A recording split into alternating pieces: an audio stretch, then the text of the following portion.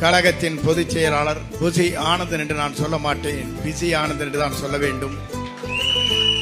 அவரை பார்ப்பதற்கே எல்லோரும் ஓடி ஓடி பார்க்கிற போது அவர் எங்கே இருக்கிறார் என்று கூட தெரியாது, ஓடிக்கொண்டே இருப்பார். நாம் பின்னாலே ஓடிக்கொண்டிருக்கிற நிலையிலே தான் நம்முடைய தலைவருடைய கண்ணசிவை தெரிந்து எதை செயலாக்க வேண்டுமோ அதை செயலாக்கக்கூடிய ஆற்றல் மிக்க சக்தியாக நம்முடைய அருமையனன் புசி ஆனந்தன் அவர்கள் இங்கே இருக்கிறார். அவருக்கு என்னுடைய வாழ்த்துக்களை முதலில் நான் தெரிவித்துக் கொள்கிறேன். அதே போலதான் மகாபாரதத்தில் ஒன்றை சொல்வார்கள்.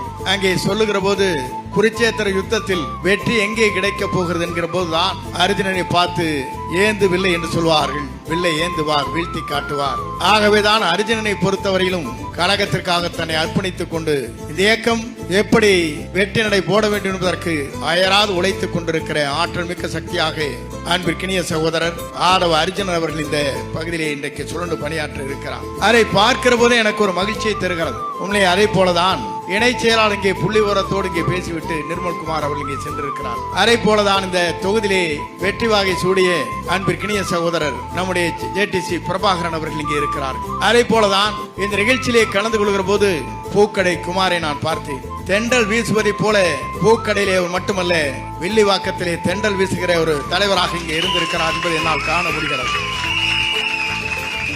அவருக்குடைய வாழ்த்துக்களையும் பாராட்டிலும் நான் தெரிவித்துக் கொள்கிறேன். முக மலர்ச்சியோடு மட்டுமல்ல,